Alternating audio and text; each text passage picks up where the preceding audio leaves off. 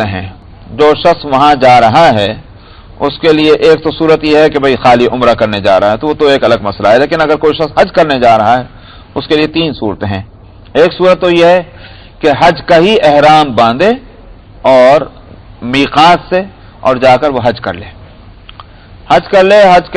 اس احرام سے حج کرے گا اور حج کرنے کے بعد احرام کھول دے گا مینا میں رمی جمار کر کے 10ویں تاریخ کو. اس کے ذمہ قربانی نہیں ہے، یہ اس نے حج کیا بس ختم. اس کو کہتے ہیں افراد. دوسری صورت یہ ہے کہ کوئی شخص احرام حج کے لیے جا رہا ہے مگر اس نے میقات سے جو احرام باندھا ہے کہ جس سے آگے بغیر احرام کے نہیں جا سکتا اسی کو میقات کہتے ہیں، وہاں سے اس نے دونوں چیزوں کی نیت کی ہے، حج کی بھی اور عمرے کی بھی. اس کو کہتے ہیں قران، کیونکہ حج اور عمرے کو ایک ہی احرام میں اس نے ملا دیا ہے. قران مقارنہ اس کے معنی آتے ہیں ملانے کے. تو اس نے حج اور عمرے کی نیت کی ہے تو اس کو کیا کرنا ہوگا؟ وہاں جانے کے بعد پہلے عمرہ کرے گا اور عمرہ کر کے وہ احرام کو نہیں کھولے گا بلکہ احرام کو باقی رکھے گا یہاں تک کہ وہ حج کرے. اور حج کرنے کے بعد 10ویں تاریخ کو جب وہ رمی جمار کرے گا، وہ کنکریاں مارے گا شیطان کے، اس کے بعد وہ اس کو قربانی بھی دینی ہوگی اور قربانی کر کے پھر وہ احرام کھولے گا. تو قران کرنے والے کے ذمہ قربانی آ گئی جبکہ افراد کرنے والے کے ذمہ قربانی نہیں. تیسری صورت یہ ہے کہ حج کے ارادے سے تو چلے ہیں مگر میقات سے جو احرام باندھ رہا ہے وہ صرف عمرے کا باندھ رہا ہے. حج کی نیت ہے مگر احرام عمرے کا باندھا. نیت اس نے احرام میں یہ کی ہے کہ اے اللہ میں عمرے کا ارادہ کرتا ہوں اور لہذا اس کو قبول فرمایا. تو اب یہ شخص کیا کرے گا؟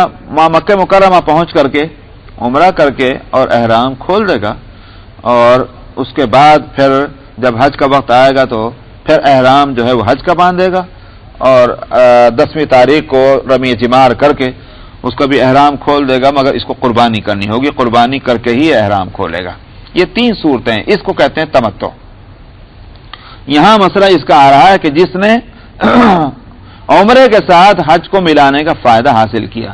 یہاں تمتع کی وہ دونوں صورتیں قرآن نے لے لی ایک ہی ساتھ، جس کو میں نے تمتع کہا وہ بھی اور جس کو قران کہا وہ بھی. مطلب یہ ہے کہ دونوں عبادتوں کو اس نے ایک ہی سفر میں ملا دیا ہے، اس نے فائدہ اٹھایا ہے مزید اس بطور شکریہ کے اس کو قربانی دینی ہے. اس کو دم شکر کہتے ہیں.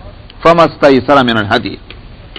صاحب یہاں بیچ میں یہ بھی بتا دوں کہ عمرے میں اور حج میں ایک فرق تو میں نے وہ بتلایا کہ اس کی وقت متعین نہیں ہے اور پھر یہ کہ وہ سنت ہے عمرہ. دوسری بات یہ ہے کہ عمرے کے اندر صرف 2 کام کرنے کے ہیں احرام کی حالت میں. ایک تو بیت اللہ کا طواف کرنا ہے اور دوسرے طواف سے کر لینے کے بعد صفا اور مروہ کے درمیان سعی کرنی ہے. بس یہ 2 کام ہیں. 2 کام کر لینے کے بعد اپنے سر کے بال مڈائے اور کٹائے اور اس کے بعد وہ احرام کھول دے. اس میں نہ قربانی ہے نہ کچھ ہے. یہ 2 ہی کام کرنے کے ہیں عمرے کے اندر. حج میں یہ ہے کہ 8 تاریخ کو سنت یہ ہے کہ مینا میں اس کا وقت گزرے ظہر سے لے کر کے اور 9 تاریخ کی فجر تک سنت ہے. اس کے معنی یہ ہے کہ اگر نہیں کر سکا نہیں گیا تو اس سے کوئی حج پہ اثر نہیں پڑے گا. لیکن اصل حج جو شروع ہوتا ہے وہ 9 تاریخ کو دوپہر کے بعد سے 9 ذی الحجہ کو وہاں سے اثر شروع ہوتا ہے حج. تو وہ وقت ہونا چاہیے اس کا عرفات کے اندر. تو دوپہر کے بعد سے جو بھی وقت 1 منٹ ہو کہ 1 گھنٹہ ہو یا شام تک کا وقت ہو جتنا وقت بھی اس کو مل جائے عرفات میں پہنچنے کا. بلکہ شام تک کیا فقہا تو کہتے ہیں کہ یہ رات آنے والی جو ہے اس کو بھی اسی میں کاؤنٹ کریں گے کہ اگر کوئی شخص سورج چھپنے سے پہلے بھی نہیں پہنچ سکا سورج چھپنے کے بعد فجر ہونے سے پہلے 10ویں تاریخ کو اگر کوئی شخص عرفات میں پہنچ گیا تو بھی اس کے عرفات میں پہنچنا مان لیا جائے گا اور یہ وقوف عرفہ اس کا تسلیم ہوگا. تو یہ تو بہت اہم ہے، فرض ہے عرفات میں اس کا جانا. تو 9 تاریخ کے دوپہر سے اس کا حج شروع ہوا اور 9 تاریخ کو جب سورج چھپ جائے تو بغیر نماز پڑھے مغرب کی یہ جائے گا مزدلفہ میں. مزدلفہ جو مینا اور عرفات کے بیچ میں ایک جگہ ہے وہاں واپس ہوگا. مزدلفہ آنے کے بعد رات وہاں گزارے گا، وہیں مغرب اور عشاء پڑھنی ہے اور وہیں فجر پڑھنی ہے. فجر کے بعد وہاں سے پھر مینا واپس آئے گا جو مکہ مکرمہ سے 3 میل کے فاصلے پر ہے اور مزدلفہ سے بھی مکہ کی طرف 3 میل کے فاصلے پر ہے. تو مزدلفہ 6 میل ہے اور عرفات 9 میل ہے مکے سے. تو مینا واپس آ کر کے پہلا کام جو اس کو کرنا ہے ہر صورت میں حاجی کو، چاہے وہ افراد کا حج ہو، چاہے تمتع کا حج ہو، چاہے قران کا حج ہو، کہ وہ جمرہ عقبہ پر کنکریاں مارے گا. یعنی وہ جمرہ، وہ پتھر کہ جو 3 پتھر ہیں لائن سے، تو وہ تیسرا پتھر جو مکے کی طرف کو ہے وہاں اس پر کنکریاں مارے گا. 7 کنکریاں مارنے کے بعد اب اگر اس کے ذمہ قربانی واجب ہے اس لیے کہ اس نے تمتع یا قران کا احرام باندھا تھا، تب اس صورت میں اس کو قربانی کرنی ہے. قربانی کرنے کے بعد سر کے بال مڈائے اور احرام کھول دے. اور اگر یہ افراد کا اس نے احرام باندھا ہے صرف حج کا، اس کے ذمہ قربانی نہیں ہے، تو یہ صرف سر کے بال کٹائے اور اس کے بعد احرام کھول دے. اس کے بعد پھر ایک عمل اور رہ جاتا ہے کہ جو فرض کے درجے میں ہے، اور وہ ہے پھر بیت اللہ کا ایک طواف کرنا، جس کو طواف زیارت کہتے ہیں. وہ بھی فرض ہے، وہ کرنا ہے، چاہے 10 تاریخ کو کرے، چاہے 11 کو کرے، چاہے 12 کو کرے، لیکن وہ طواف جب تک نہیں ہوگا جب تک حج بیچ میں رکا رہے گا. یہ تو ہے فرض. مینا کے اندر 3 دن خاص طور پر راتیں گزارنا جو ہے مینا میں واجب ہے.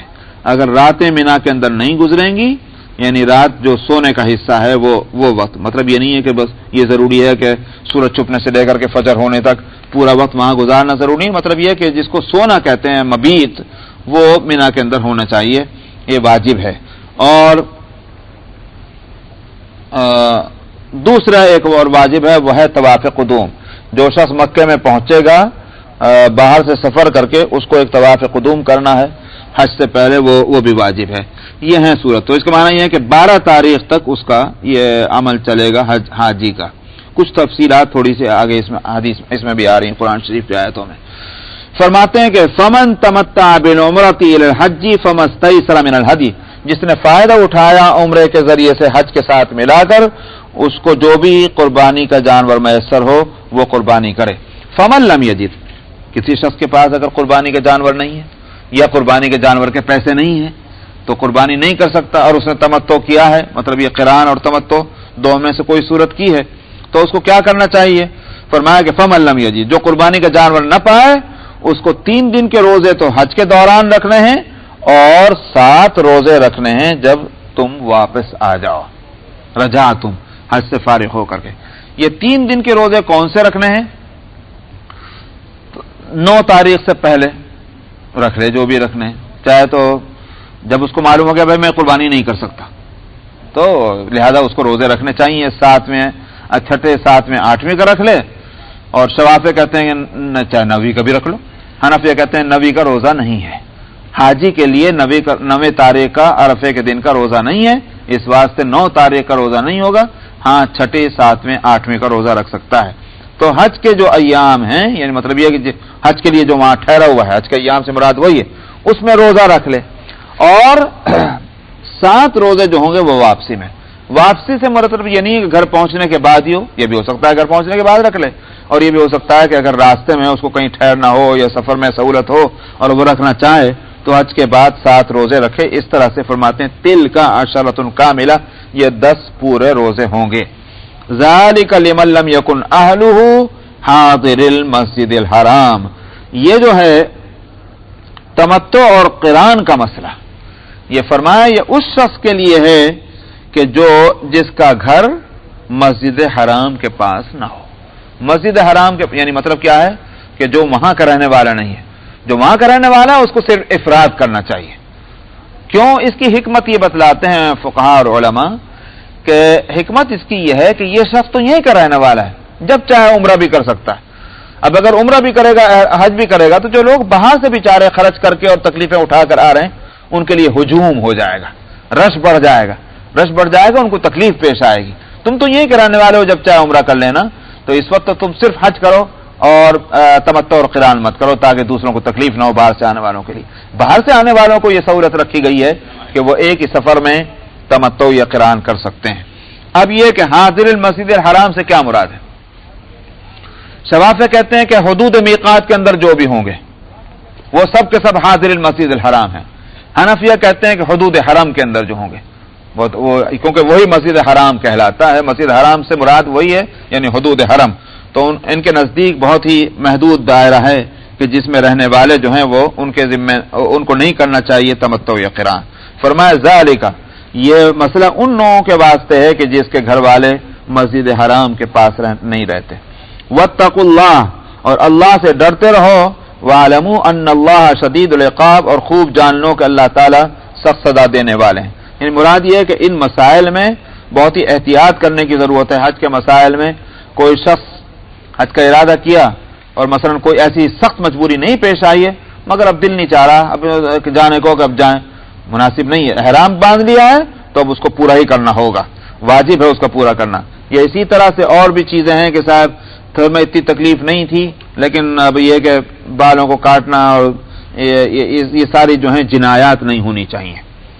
فرماتے ہیں الحج اشہر معلومات. میں نے بتایا تھا کہ حج میں اور عمرے میں یہ فرق ہے کہ حج کے وقت متعین ہے اور عمرے کا وقت متعین نہیں. اسی بات سے یہاں فرماتے ہیں حج جو ہے اس کے متعین مہینے ہیں. مہینے کا لفظ اس لیے کہا ہے کہ حج تو حاجی کے لیے شروع ہو جائے گا اس وقت جب اس نے احرام باندھا ہے، وہ تو اسی وقت سے حاجی ہو گیا، اس پر ساری پابندیاں اس وقت سے لگ گئیں جب اس نے احرام باندھا ہے. تو اس واسطے احرام کی جو مدت ہے اس کو یہاں دیکھا جائے گا اور وہ چند مہینے ہیں. چند مہینے کا مطلب یہ ہے کہ جو شخص باہر سے آ رہا ہے اس کے لیے تو بہت مشکل ہے کہ وہ میقات سے احرام باندھے اور ٹھیک وہ ایک دن پہلے باندھے. یہ کیسے ہوگا؟ کوئی ہر شخص ہوائی جہاز سے تھوڑی پہنچے گا جدہ.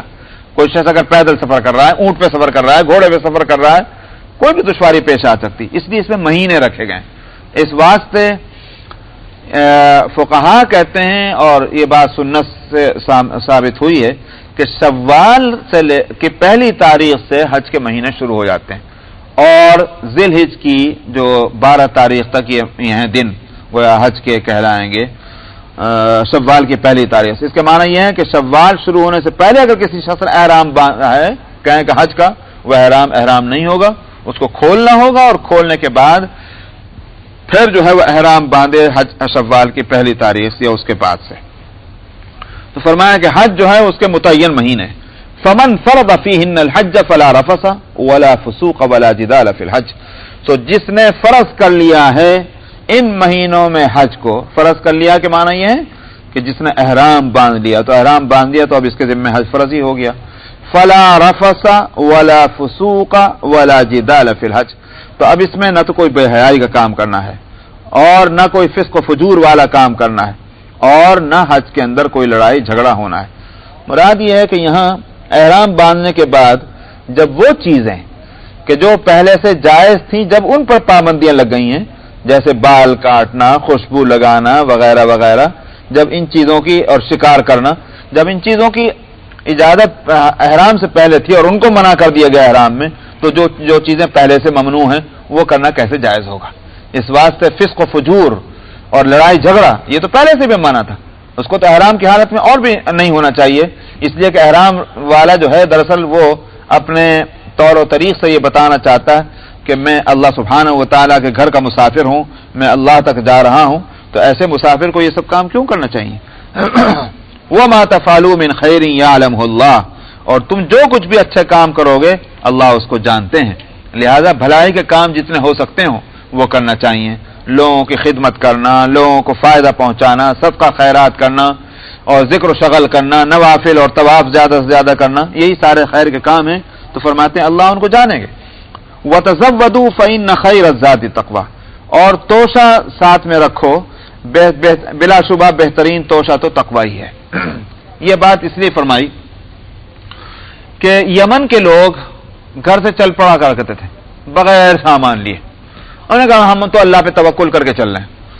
اب وہ اللہ پہ توکل کر کے جو تماشا دیکھنے میں آتا تھا وہ یہ کہ جب بھوک لگتی تھی تو اب بے قابو ہو جاتے تھے، لوگوں سے مانگا کرتے تھے بھائی ہم کو کھانے کو دے دو، ہمارے پاس کھانے کو نہیں، بھیک مانگتے تھے. تو اور اس کو وہ بہت اچھا کام سمجھتے تھے کہ ہم نے تو اللہ کے بھروسے پہ ہم گھر سے چل پڑے، مانگا تو ہم کو بھوک لگی تو مانگا، کون سا برا کام کیا. تو اس واسطے کہا گیا کہ یہ طریقہ نہیں ہے کہ لوگوں سے بھیک مانگ مانگ کے حج کرنے جاؤ. اس واسطے توشہ لیا کرو. اسی واسطے فقہاء کہتے ہیں کہ سامان سفر ہونا چاہیے، کھانے پینے کی ضرورت کی جو چیزیں ہیں اس نہ یہ سامان ہو یا پیسہ ہو کہ دوسروں پر بوجھ نہ بنے، خود اپنا بوجھ خود اٹھاتا ہوا چلے. پھر فرمایا فَإِنَّ خَيْرَ الزَّادِ التَّقْوَىٰ. یہ بات اس لیے فرمائی کہ بھئی یہ نہیں کہ ساری توجہ اسی میں ہے، کہ صاحب ہمارے کپڑے کہیں کتنے ہونے چاہیے اور صاحب کھانے کی کیا کیا چیزیں ہونے چاہیے اور اچار بھی ہونی چاہیے اور چٹنی بھی ہونا چاہیے اور مکھن بھی ہونا چاہیے. ساری توجہ اس پہ تو لگ رہی کہ اس سفر میں مجھے کسی طرح کے کھانے پینے کی پریشانی نہ ہو. لیکن یہ خیال نہیں ہے کہ بھائی جب میں حج کرنے جا رہا ہوں تو مجھے کن برائیوں سے روکنا ہے, کیا مجھے اچھائیاں کرنی ہیں. تو وہ خوف خدا اور فکر آخرت جو ہے وہ اللہ کو راضی کرنے اور اپنے گناہوں کو بخشوانے کی جو فکر ہونی چاہیے وہ ہے نہیں. تو اصل تیاری تو وہ ہے, وہ بھی ایک توشہ ہی ہے وہاں جانے کا. اس لیے فرمایا فَإِنَّ خَيْرَ الزَّادِ التَّقْوَىٰ, بہترین توشہ تقویٰ ہے. وَاتَّقُونِ يَا أُولِي الْأَلْبَابِ, اور اے عقل مندو مجھ سے ڈرتے رہا کرو. بقیہ مسائل آگے آ رہے ہیں انشاءاللہ آئندہ. اعوذ باللہ من الشیطان الرجیم. بسم اللہ الرحمن الرحیم. لیس علیکم جناح ان تبتغوا فضلا من ربکم فإذا أفضتم من عرفات فاذكروا الله عند المشعر الحرام واذكروه كما هداكم وإن كنتم من قبله لمن الضالين ثم أفيضوا من حيث أفاض الناس واستغفروا الله إن الله غفور رحيم. فإذا قضيتم مناسككم فاذكروا الله كذكركم آباءكم أو أشد ذكرا فمن الناس من يقول ربنا آتنا في الدنيا وما له في الآخرة من خلاق ومنهم من يقول ربنا آتنا في الدنيا حسنة وفي الآخرة حسنة وقنا عذاب النار أولئك لهم نصيب مما كسبوا والله سريع الحساب. واذكروا الله في أيام معدودات فمن تعجل في يومين فلا إثم عليه ومن تأخر فلا إثم عليه لمن اتقى واتقوا الله واعلموا أنكم إليه تحشرون. ومن الناس من يعجبك قوله في الحياة الدنيا ويشهد الله على ما في قلبه وهو ألد الخصام وإذا تولى سعى في الأرض ليفسد فيها ويهلك الحرث والنسل والله لا يحب الفساد. وإذا قيل له اتق الله أخذته العزة بالإثم فحسبه جهنم ولبئس المهاد. صدق الله العظيم.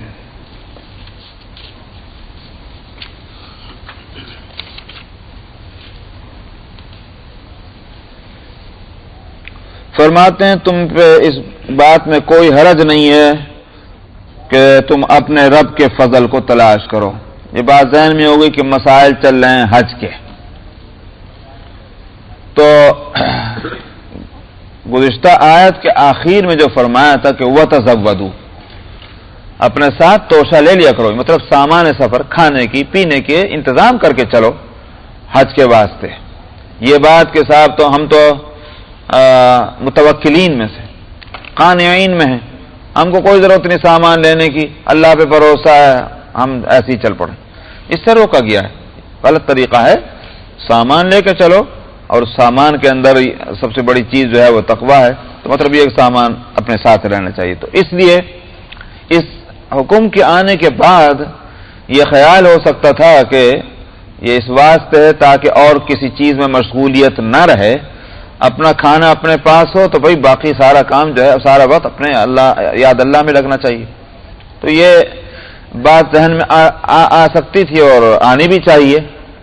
تو اب اسی کے ساتھ لوگ یہ سمجھتے کہ شاید دوران حج کوئی چیز خریدنا، فروخت کرنا، بیچنا یہ سب ناجائز، اس لیے کہ خریدیں گے تو بیچنے والے کو بیچنا بھی ہوگا، تو بیچنا اور خریدنا ناجائز ہے، اپنے ساتھ لے کے چلو گھر سے جو لے کے چلنا. شاید اس آیت کا مطلب یہ سمجھ میں آتا.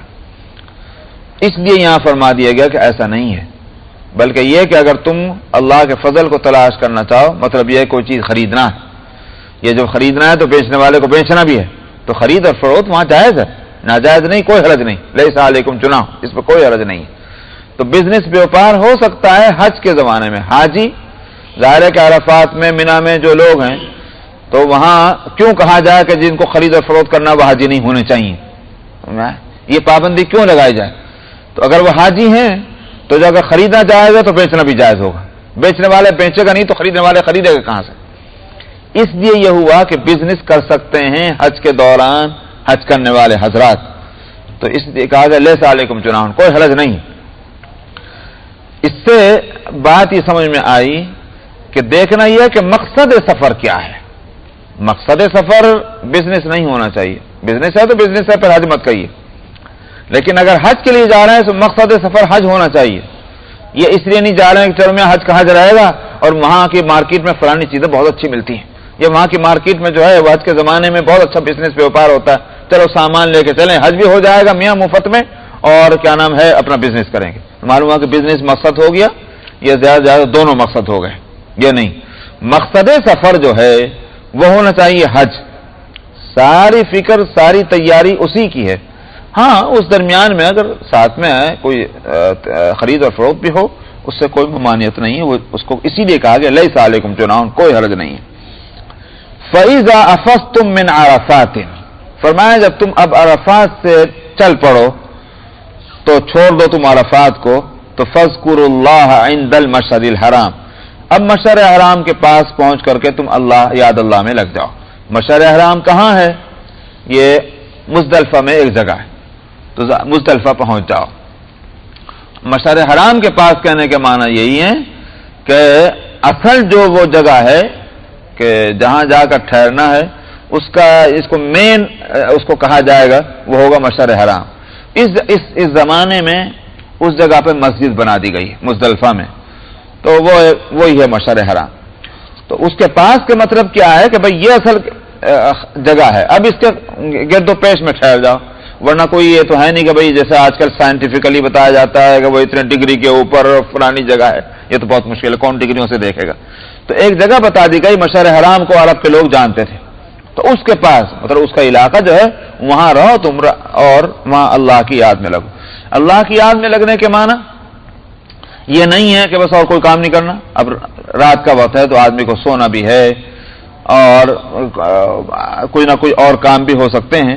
مطلب یہ کہ جتنا بھی ممکن ہو سکے اللہ کی یاد میں وہاں لگنا چاہیے. وَاذْكُرُوهُ كَمَا هَدَاكُمْ، اور تم اللہ کو اس طرح یاد کرو جس طرح تم کو بتلایا ہے اس نے. یہ عجیب بات ہے.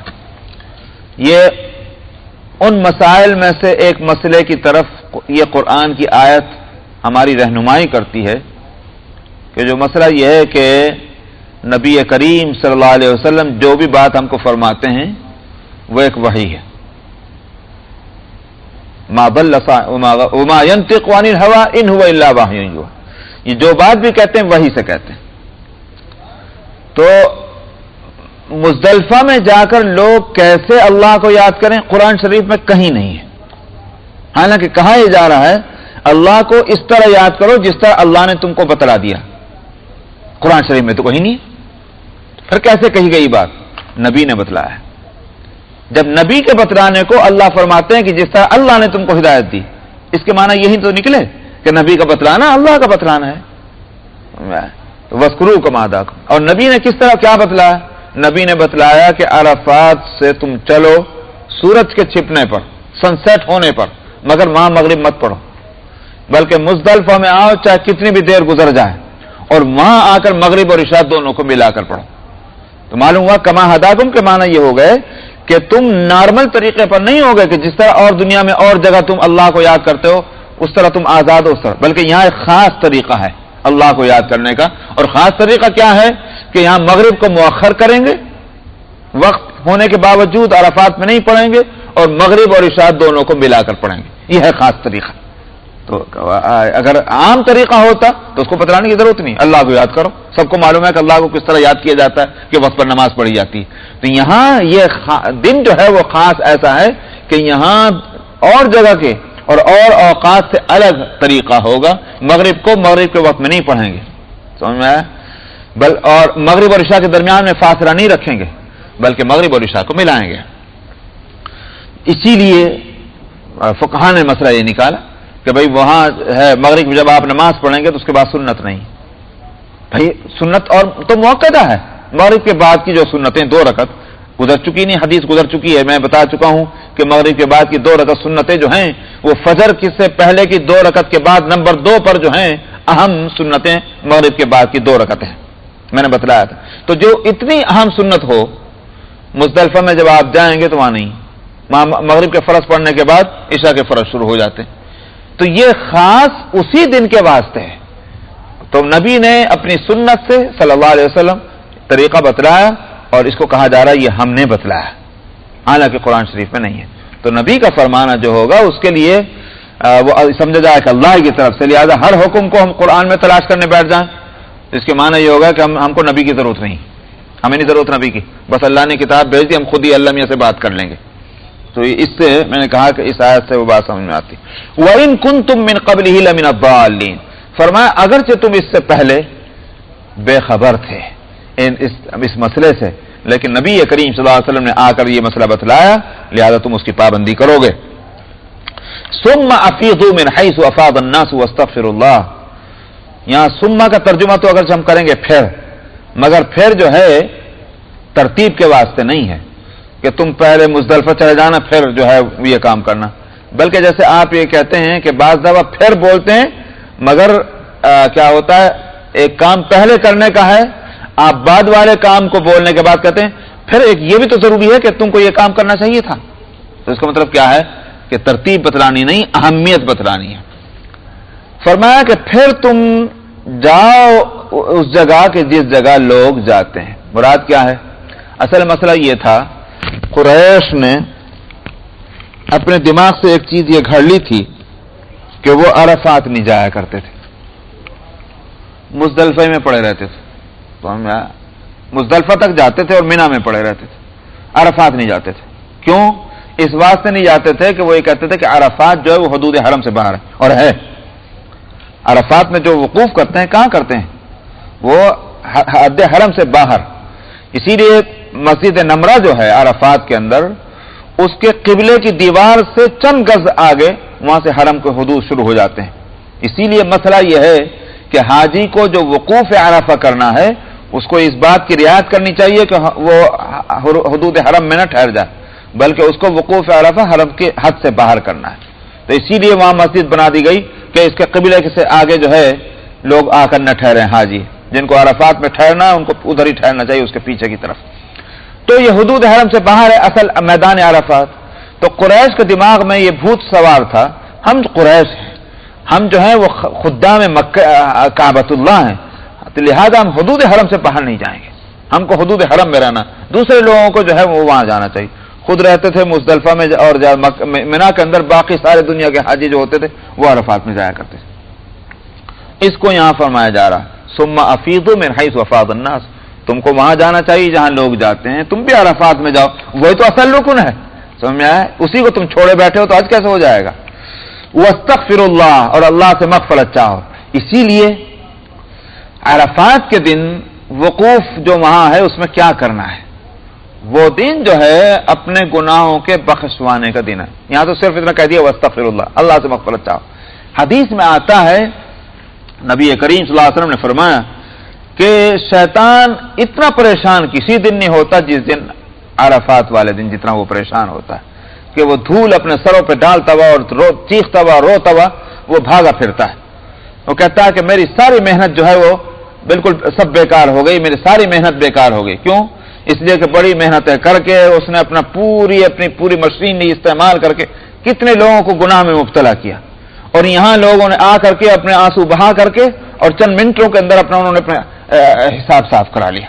جیسا کہ حدیث میں آتا ہے کہ جیسے وہ عرفات کے دن جس نے اللہ کو اپنا سے مغفرت چاہ لی اور اس کا حج قبول ہو گیا، وہ ایسا ہو گیا رجع کیوم ولدتہ امہ، وہ ایسے لوٹے گا وہاں سے جیسے آج ہی ماں کے پیٹ سے پیدا ہوا ہے۔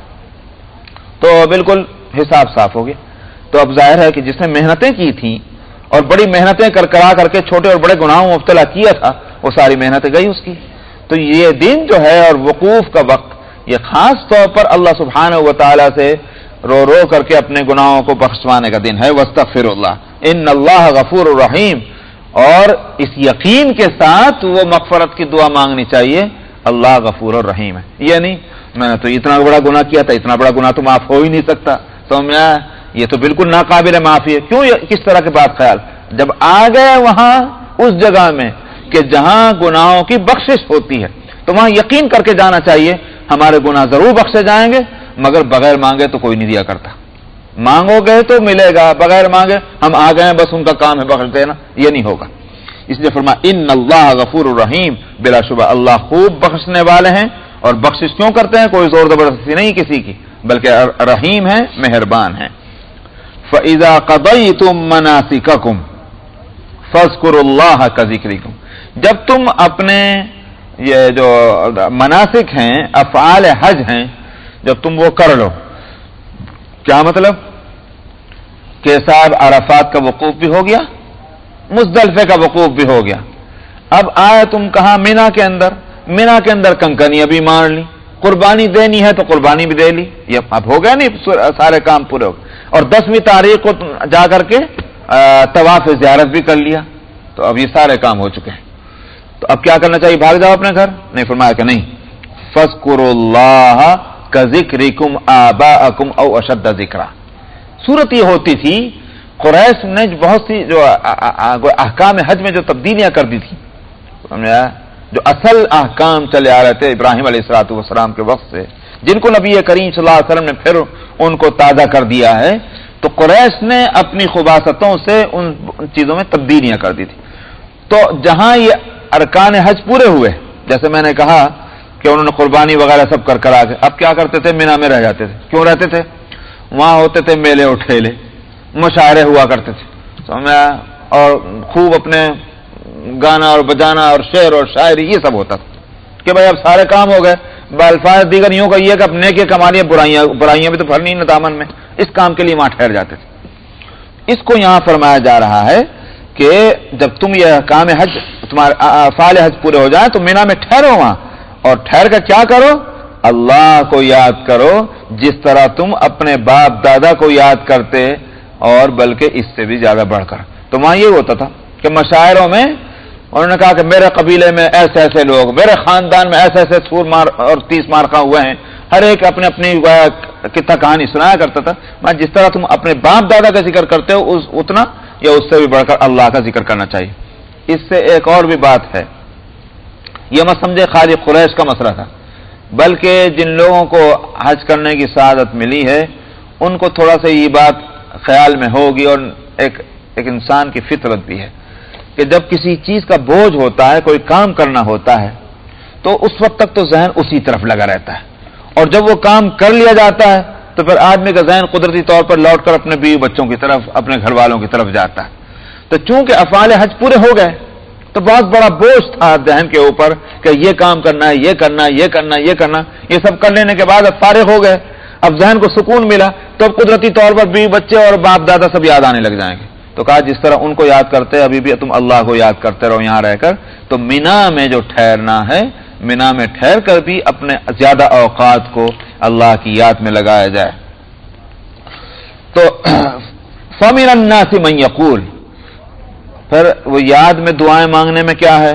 فرمایا کچھ لوگ تو وہ ہیں جو کہتے ہیں ربنا آتنا فی الدنیا، اے اللہ ہمیں دنیا میں دے دے، کیونکہ دنیا ہی ان کے واسطے سب کچھ ہے، جو ملنا ہے اللہ ہم کو دنیا میں یہ دے دے، اولاد دے دے، ہمارا بزنس اچھا کر دے، ہمارا گھر ٹھیک سے بنوا دے، ہمارے مقدمے میں ہم کو کامیابی، سارے مسئلے جتنے جھگڑے ہیں وہ دنیا کے ہیں۔ وما لہ فی الآخرۃ من خلاق، جب ان کو دنیا ہی چاہیے تو آخرت میں ان کا کوئی حصہ نہیں ہے، دعا بھی مانگنی تو خالی دنیا کے واسطے مانگ رہے ہو۔ فرمایا ومنہم من یقول، اور ان لوگوں میں سے کچھ وہ ہیں جو یوں کہتے ہیں کہ ربنا آتنا فی الدنیا حسنہ، خدا بندہ ہم کو دنیا میں بھی اچھائی دیجئے اور آخرت میں بھی اچھائی دیجئے، وقنا عذاب النار، اور جہنم کے آگ سے بچا لیجئے۔ فرمایا اولئک لہم نصیب مما کسبوا، یہ وہ لوگ ہیں کہ جو کچھ انہوں نے محنت کی اس کا حصہ ان کو مل کے رہے گا۔ معلوم ہوا دعائیں کرنا، اور جب دعائیں کر رہا ہے تو اس کے معنی یہ کہ اس کی اہمیت اس کے ذہن میں ہے، تو جیسے ہم دنیا کے لیے دعائیں کر رہے ہیں، معلومات دنیا کی اہمیت ہے، اس کے لیے محنت بھی ہم کریں گے۔ کیوں صاحب، اگر کسی کے اوپر کوئی کیس چل رہا ہو، دعا کرتا ہے اے اللہ مجھے کامیابی دے دے، تو یہ بس میں نے اب اللہ میں دعا کر لیا، نہ مجھے اٹرنی کے پاس جانا نہ مجھے کورٹ جانا، اس لیے میں نے دعا کر لی ہے، یہ تو نہیں کرے گا، محنت بھی اس کے لیے کرتا ہی ہے جس کے لیے دعا کر رہا ہے۔ تو یہاں بھی یہی ہے کہ جو آخرت کی کامیابی کے لیے دعا کر رہا ہے اس کو آخرت کی کامیابی کی اہمیت ہے، اس کے لیے محنت بھی کرے گا، اس لیے فرمایا کسبو، وہ جس نے محنت کی ہے تو اس کو اس کی محنت کا صلہ اور حصہ برابر ملے گا۔ یہ وہ لوگ ہیں کہ ان کو حصہ ملے گا اس کا جس کی انہوں نے محنت کی ہے۔ واللہ سریع الحساب، اور زیادہ دن مت سمجھو کہ ابھی کہاں کون جیتا ہے تیرے زلف کے سر ہونے تک، یہ نہیں کہ بھئی قیامت تو بہت دور پڑی ہے، ابھی تو آج کا مسئلہ نہیں نمٹا تو کل کی قیامت کا کون ابھی فکر کرے، دیکھی جائے گی بعد میں، پوسٹ پون کرو، پہلے آج کے مسئلے جو ہیں وہ دیکھ۔ فرمایا واللہ سریع الحساب، اللہ تعالیٰ بہت جلدی حساب لینے والے ہیں، اس کو زیادہ دیر کی بات مت سمجھو۔ وَاذْكُرُوا اللَّهَ فِي أَيَّامٍ مَّعْدُودَاتٍ، اب یہاں مسئلہ یہ تھا کہ مینا میں ٹھہرنا تو ہے، کتنے دن ٹھہرنا ہے؟ تو اللہ کو یاد کرنا ہے، کتنے دن تک کرنا ہے بھائی؟ فرمایا کہ اللہ کو یاد کرو، وہ چند گنے ہوئے دن ہیں، کوئی یہ نہیں کہ ہم تم سے 6 مہینے کی بات کر رہے ہیں، وہ 2-1 دن کی بات ہے۔ اس کی تفصیل کیا ہے؟ فَمَن تَعَجَّلَ فِي يَوْمَيْنِ فَلَا إِثْمَ عَلَيْهِ، جو 10ویں تاریخ کے بعد 2 دن ٹھہر کر کے جلدی جانا چاہے کوئی حرج نہیں، فَلَا إِثْمَ عَلَيْهِ، کوئی گناہ نہیں اس پر۔ وَمَن تَأَخَّرَ، اور جس نے 2 دن کے بعد اور مزید 3 دن اور 4 دن ٹھہرنا چاہتا ہے، تیسرے دن بھی، فرمایا جس نے اس میں دیر کر دی فلا اسم علیہ، اس پر بھی کوئی گناہ نہیں۔ تو نہ 2 دن 12ویں تاریخ کو جانا وہاں سے برا ہے، اور نہ 13ویں تاریخ تک ٹھہرنا برا ہے، دونوں صورتیں جائز ہیں، مگر یہاں فرمایا لمن اتقا، فلا اسم علیہ لمن اتقا، جو 13ویں دن وہاں ٹھہر رہا ہے فرمایا کوئی کوئی گناہ نہیں اس کے لیے مگر اس آدمی کے لیے جس نے تقوی اختیار کیا۔ معلوم ہوا کہ 13ویں دن کا ٹھہرنا بہت افضل بات ہوئی۔ 12ویں تاریخ کو چلے جائیں لیکن نہیں گئے، 13ویں تاریخ کو بالارادہ ٹھہر رہے ہیں، معلوم ہوا کہ بہت اچھی بات ہے، اللہ کو زیادہ یاد کرنے کا ارادہ کر رہا ہے۔ تو یہاں لمن اتقا سے اشارہ ہو گیا ترغیب کی طرف کہ 13ویں تاریخ کو بھی ٹھہرنا بہت اچھی بات ہے، لیکن حرج نہیں کہ 12ویں تاریخ کو۔ اسی لیے فقہا کہتے ہیں کہ 12ویں تاریخ کا سورج چھپنے سے پہلے اگر کوئی شخص مینا سے چلا جائے درست، لیکن اگر سورج وہاں چھپ جائے، کہاں؟ مینا میں رہتے ہوئے، تو پھر اب اس کو نہیں جانا، اب 13ویں تاریخ کو ٹھہرنا پڑے گا۔ کیوں؟ اس واسطے کہ 13واں دن کب سے شروع ہوتا ہے اسلامی لحاظ سے؟ سمجھ میں؟ تو سورج چھپنے کے بعد دن شروع ہو جاتا ہے، تاریخ بدل جاتی ہے۔ تو چونکہ وہاں سورج چھپ گیا ہے، اب 13واں دن شروع ہو چکا، جب 13واں دن اس کے لیے شروع ہو چکا تو 13ویں تاریخ کی رمی کر کے ہو جائے گا، کیونکہ وہ اللہ کی یاد میں یہ بات بھی ہے کہ اس کو رمی کرنا ہے، کنکر یہ مارنا ہے، تو اب نہیں جا سکتا وہ۔ واتقوا اللہ، اور اللہ سے ڈرتے رہو ان ساری باتوں کے اندر۔ وَاعْلَمُوا أَنَّكُمْ إِلَيْهِ تُحْشَرُونَ، اور خوب جان لو اس بات کو کہ تم کو اللہ ہی کی طرف اکٹھا کیا جانا ہے، اس واسطے وہاں ہر چیز کا حساب و کتاب ہوگا، ان سارے معاملات میں بہت احتیاط برتنی چاہیے۔ وَمِنَ النَّاسِ مَن يُعْجِبُكَ قَوْلُهُ فِي الْحَيَاةِ الدُّنْيَا، فرمایا کہ کچھ لوگوں میں وہ ہیں کہ جن کی بات آپ کو بڑی سننے میں بہت اچھی لگے گی دنیا کی زندگی میں، اصل میں اس میں اشارہ ہے منافقین کی طرف.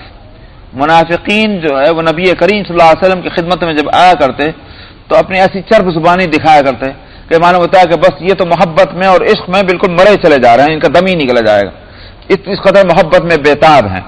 حالانکہ وہ اندر سے ان کا وہ کھوکھلے تھے اور الفاظ کے سوا اور کچھ نہیں تھا، وہ خالصتاً ہیپوکرائٹ اور منافق تھے. تو مسلمان بڑے متاثر ہوا کرتے تھے جب وہ آ کر کے وہ ایسے ادب اور شائستگی کے ساتھ بڑے اچھے الفاظ میں نبی کریم صلی اللہ علیہ وسلم کی خدمت میں بیٹھ کر باتیں کرتے تھے. ایسی تو ان کو نہیں بات کرنی آتی تھی بیچاروں سیدھے سادے مسلمانوں کو. تو مسلمان بڑے متاثر ہوتے تھے. فرمایا کہ لوگوں میں کچھ وہ ہیں کہ جو آپ کو ان کی بات دنیا کی زندگی میں بڑی عجیب لگے گی. وَيُشْهِدُ اللَّهَ عَلَى مَا فِي قَلْبِهِ، اور وہ بڑی قسمیں کھا کھا کر کے وہ اللہ کو گواہ بنا کرتے ہیں کہ جو کچھ اس کے دل میں ہے. تو میں عَلَى مَا فِي قَلْبِهِ کہ صاحب ہمارے دل میں تو بس آپ کی اس قدر محبت ہے، اللہ گواہ ہے، اللہ گواہ ہے یا رسول اللہ، ہم تو سخت پریشان ہوتے رہتے ہیں، دیر آپ کے پاس سے غائب رہتے ہیں. یہ حالت. فرمایا وَهُوَ أَلَدُّ الْخِصَامِ، حالانکہ یہ بڑے کمینے اور بڑے جھگڑالو قسم کے لوگ ہیں. ان کو کہیں موقع مل جائے تو یہ برائی دکھلانے میں کمی نہ کریں، لیکن خالی الفاظ سے یہ کام لینا چاہتے ہیں. وَإِذَا تَوَلَّى سَعَى فِي الْأَرْضِ، جب یہ یہاں سے اٹھ کے جاتے ہیں، پیٹ پھیرتے ہیں، تو پھر یہ زمین کے اندر فساد پھیلانے کی پوری کوششوں میں لگے رہتے ہیں. فساد پھیلانے کی مراد کیا ہے؟ ایسی ترکیبیں اور ایسے گویا چالیں سوچنا اور مشورے کرنا اور میٹنگیں کرنا کہ کس طرح سے مسلمانوں کو نقصان پہنچایا جائے، کس طرح سے اسلام کو کمزور کیا جائے، ایسی ساری کوششوں میں لگے رہتے تھے. لیفسد فیہا، تاکہ زمین میں فساد پھیلائیں. ویہلک الحرث والنسل، اور ہوا کرتا تھا وہ منافقین کیا کرتے تھے، مدینہ سے باہر چلے گئے اور بھی کچھ نہیں تو مسلمانوں کو نقصان پہنچانے کے لیے کسی کا کھیت اجاڑ دیا، کہیں آگ لگا دی، اب وہاں سے غائب اور دوڑے چلے آ رہے، ارے میاں تمہارے کھیت جو ہے وہ کہیں کیا ہو گیا، دیکھو کہ آگ لگ گئی. خود ہی کرتے تھے، جس کو ہمارے یہاں کہتے ہیں چور چوری کرے اور خود ہی چیخے، چور چور چور پکڑو، تاکہ وہ نہ پکڑا جائے. یہ حرکت منافقین کی تھی. فرمایا کہ بھائی ہولی کل الحرث والنسل، اور تاکہ تمہاری کھیتیوں کو اور جانوروں کو یہ نقصان پہنچائیں، ہلاک کریں. واللہ لا يحب الفساد، فرمایا کہ اللہ تعالیٰ ان فسادیوں کو پسند نہیں فرماتے، تو یہ فساد کرتے ہیں، اس کی سزا ان کو مل کے رہے گی. وَإِذَا قِيلَ لَهُ اتَّقِ اللَّهَ، بعض لوگوں کو اس کا اندازہ ہو جاتا ہے منافق کا نفاق کب تک چھپا رہے گا، کھل جاتا ہے. تو بعض لوگ جو ان کے قریب ہوا کرتے تھے وہ کہتے تھے میاں تم ایسے دھوکے پٹی کی باتیں کرتے ہو، اللہ سے کچھ تو ڈرو. وَإِذَا قِيلَ لَهُ اتَّقِ اللَّهَ، جب ان سے کہا جائے کہ تم اللہ سے ڈرو، أَخَذَتْهُ الْعِزَّةُ بِالْإِثْمِ، تو وہ اصل میں ان کا جواب کیا ہوتا تھا، کیا بات کہی تم نے، ہم اللہ سے ڈرتے ہیں، کیا ہم اللہ سے بے ڈر ہیں، کیا تم نے ہم کو کیا سمجھا، تم نے ایسی بات کیوں کہی، اسی کے سر پہ چڑھ جاتے. تو اخذتہ العزت بالاسم کے معنی یہ ہیں کہ ان کا عزت جو ہے، ان کی بڑائی وہ گناہ پر اور آمادہ کرتی. کہ تقوی کی نصیحت کرنا تو بہت اچھی بات ہے، تقوی کی نصیحت کو بھی اپنے لیے کوئی توہین کی بات سمجھتے، یہ ہے گناہ پر آمادہ ہونا. اخذت العزت بالاسم، کہ ان کی عزت جو ہے وہ گناہ پر ان کو آمادہ کرنے کے لیے پکڑتی. فرمایا فحسبہ جہنم، ان کے لیے جہنم بس کافی ہے. وَلَبِئْسَ الْمِہَادُ، اور یہ جہنم جو ہے وہ برا ٹھکانہ ہے ان کے واسطے. میں نے بس یہیں تک پڑھا تھا، یہیں رکھ دیتے ہیں انشاءاللہ. اعوذ باللہ من الشیطان الرجیم، بسم اللہ الرحمن الرحیم. وَمِنَ النَّاسِ مَن يَشْرِي نَفْسَهُ ابْتِغَاءَ مَرْضَاتِ اللَّهِ وَاللَّهُ رَءُوفٌ بِالْعِبَادِ. يَا أَيُّهَا الَّذِينَ آمَنُوا ادْخُلُوا فِي السِّلْمِ كَافَّةً وَلَا تَتَّبِعُوا خُطُوَاتِ الشَّيْطَانِ إِنَّهُ لَكُمْ عَدُوٌّ مُبِينٌ. فَإِن زَلَلْتُم مِّن بَعْدِ مَا جَاءَتْكُمُ الْبَيِّنَاتُ فَاعْلَمُوا أَنَّ اللَّهَ عَزِيزٌ حَكِيمٌ. هل ينظرون إلا أن يأتيهم الله في ظلل من الغمام والملائكة وقضي الأمر وإلى الله ترجع الأمور. سل بني إسرائيل كم آتيناهم من آية بينة ومن يبدل